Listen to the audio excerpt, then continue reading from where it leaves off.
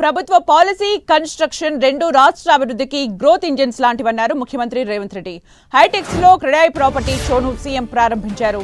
రాజకీయ నాయకుల మధ్య ఉన్న భిన్నాభిప్రాయాలు, అనుమానాలు, అపోహలకు తావిస్తుందన్నారు CM.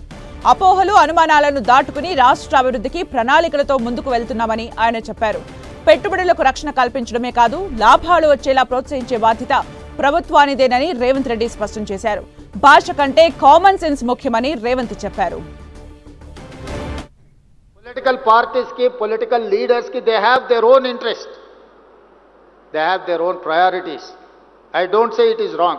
At the same time, మీరందరూ అందులో పడి అలాంటి వాళ్ళు సృష్టించే అనుమానాలకు మీరు ఊతమిస్తే అది అంతిమంగా మీ వ్యాపారానికి తీరని నష్టం అవుతుంది. రాజకీయాలలో ఒకే కుర్చీ పోటీ పడ్డప్పుడు కొన్ని ఉంటాయి. అదే కుర్చీలో కూర్చోవాలని 10 మంది అనుకున్నప్పుడు మిగతా 9 మంది నిరాశ చెందుతారు.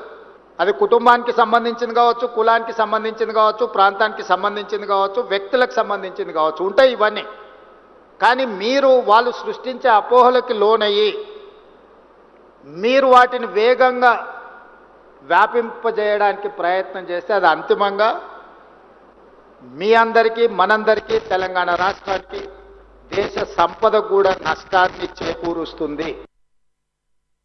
ఈరోజు తెలంగాణ కూడా ఓ యంగెస్ట్ చీఫ్ మినిస్టర్గా ఒక అగ్రికల్చర్ ఫ్యామిలీ నుంచి, రూరల్ బ్యాక్గ్రౌండ్ నుంచి వచ్చిన నాకు పెద్ద పెద్ద ఇంగ్లీష్ చదువులు చదువుకోకపోవచ్చు కానీ నాకు కామన్ సెన్స్ ఉంది. Common sense is biggest asset for any one. Language is not an a knowledge. Language is only for communication.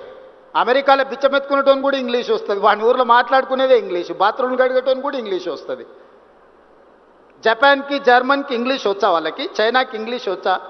ప్రపంచ దేశాలను చైనా, జపాన్, జర్మన్ శాసిస్తుంది కదా, ఎంతమందికి ఇంగ్లీష్ వచ్చా? దేశంలో పరీక్ష పెట్టుండ్రి. తెలివితేటలకు, చిత్తశుద్ధికి భాషకు సంబంధం లేదు.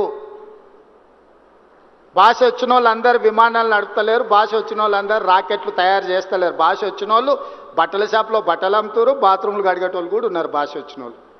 అదేం పెద్ద విద్య అని నేను అనుకోవడం లేదు. మంచిదే ఒక అడిషనల్ క్వాలిఫికేషన్. కొందరికి సాంస్క్రిట్ వచ్చు, కొందరికి జర్మన్ వచ్చు, కొందరికి అదర్ లాంగ్వేజ్, అడిషనల్ క్వాలిఫికేషన్ అది.